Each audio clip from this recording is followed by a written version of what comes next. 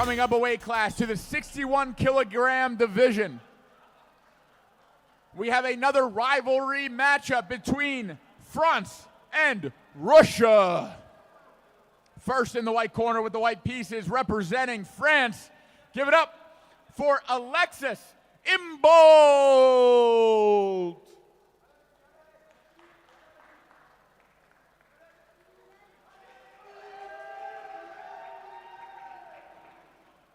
And in the black corner with the black pieces representing Russia, give it up for Kirill Zaichenko.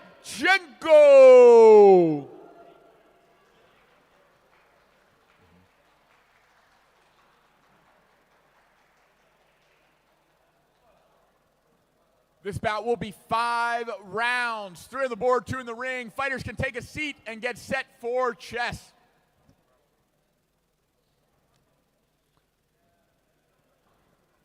So Alexis is a decent chess player. I've seen a few of his games.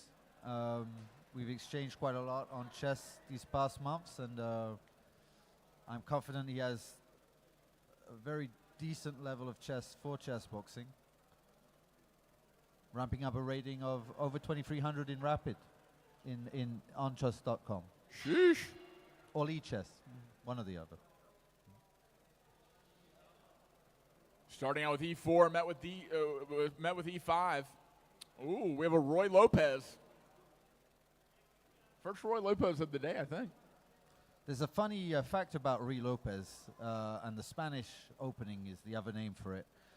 It's that Roy Lopez actually mentioned this in a book in the 16th century to say that it was a bad move, and that nobody talks about.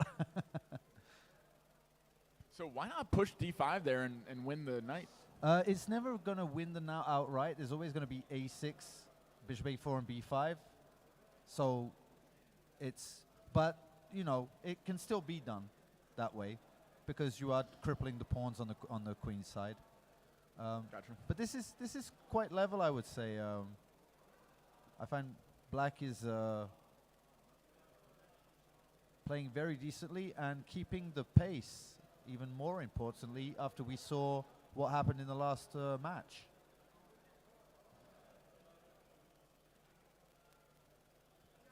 Russia, no slouch on the board.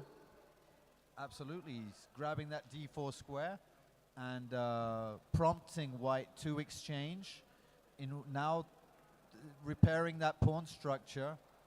But there's the opposite color bishops. This is going to be a big factor in the end game.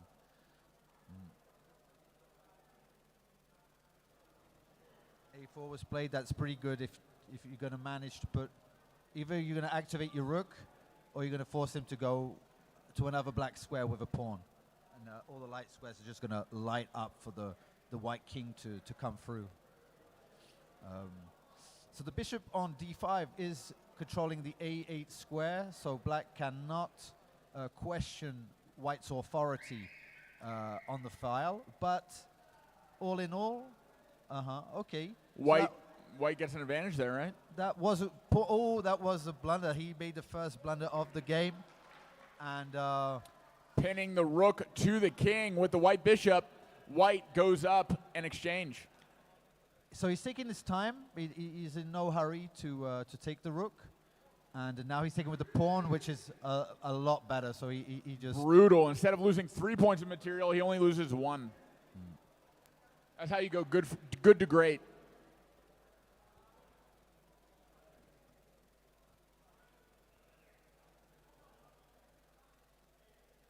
And now, yeah, with 2 rooks. 10 seconds to go. There will be 1 boxing round, but I very much doubt there will be a second one. Well, we know what black needs to do. There's the bell. Chess is over. And black needs a knockout this round. Otherwise, those pawns are marching down the board. That rook is too dominant, and it will be game over if it goes back to chess. Well, he just completely cuts off the king forever and ever. And ever. And ever? And ever. Forever, ever? Arnold getting his countrymen suited up. Kamel doing the same.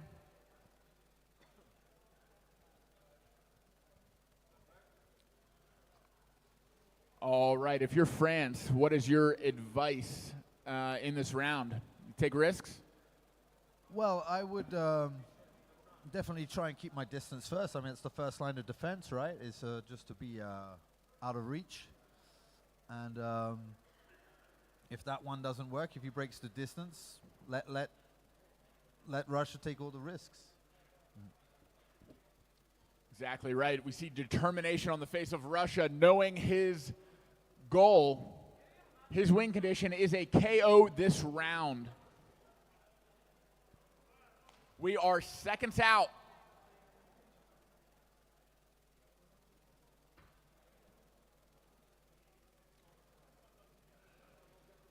The silent assassin, aka the Iranian referee, signaling the timekeeper to ring the bell, and here we go. Already coming out. Oh, big punches already landed, lead hooks, most of them. Alexis, a little shell-shocked.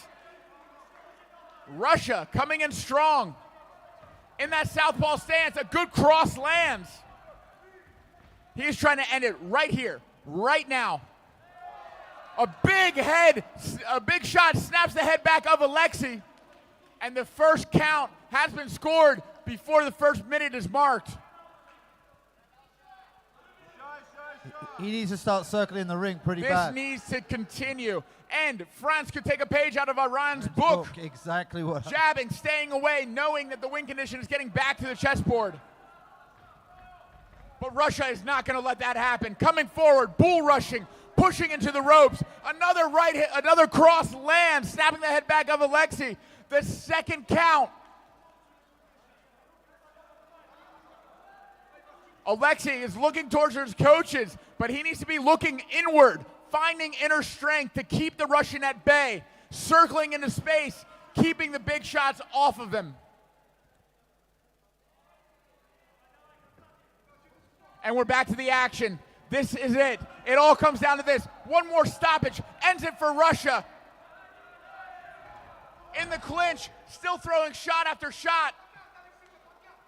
A warning for using the inside of the glove. Punch after punch. Alexis turns the Russian, pushes him off. The Russian off balance. Coming in, showing no signs of fatigue yet. Alexis catches the punch. Another warning to keep the head up. A right hand lands for France.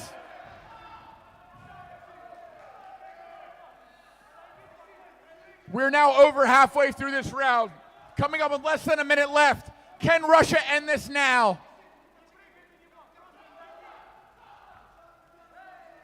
France covering up. France countering with a cross. Circling into space. Will he survive? Another jab lands. Feels like he's Russia running out of steam.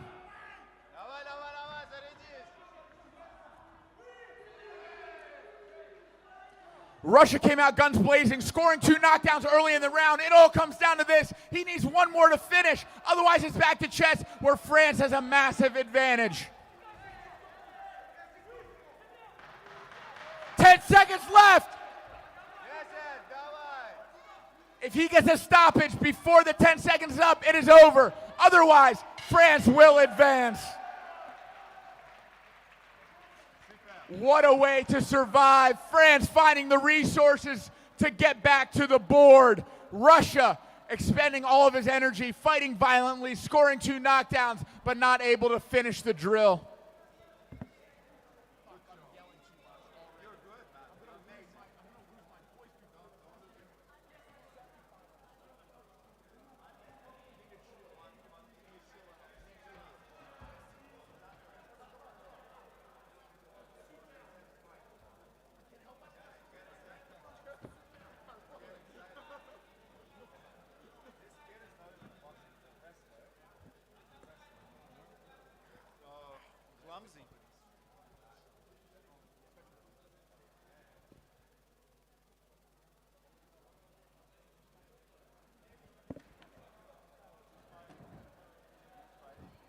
All right, Carl, this is all but over. Is there any way that black can find a way back?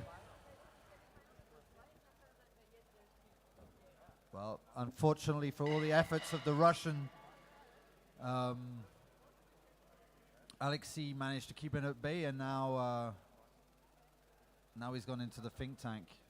But it's too little too late, I'm afraid. It's time to push that pawn.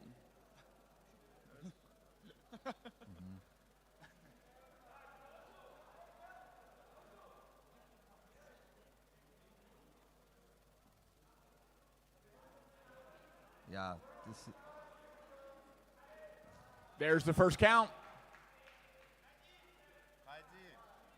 You have to respect it. Russia using every resource in his arsenal to try to make it another boxing round.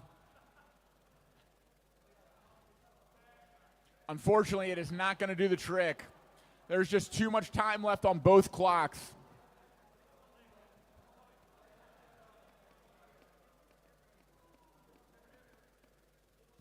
The rule set says about 15 seconds without a move, and he starts the second count.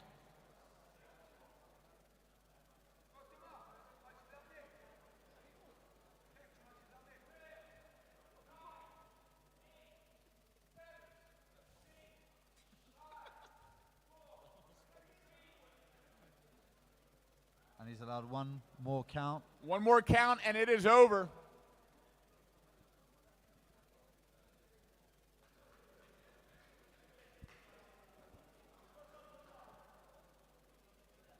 How much for the third count does the ref have to wait? It's 15 seconds. It's about again? 15 seconds.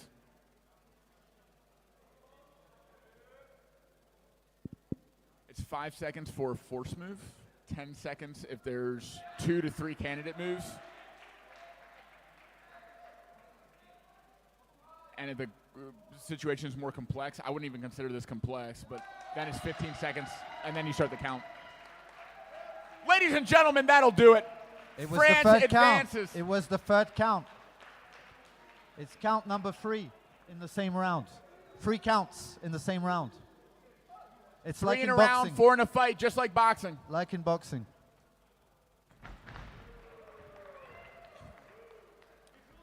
Russia gave it his all the way to the final bell, but France will advance into the next round of the 61-kilogram division.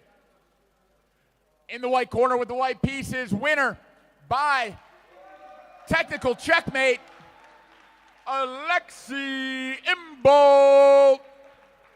Well done to him. He weathered that storm pretty well.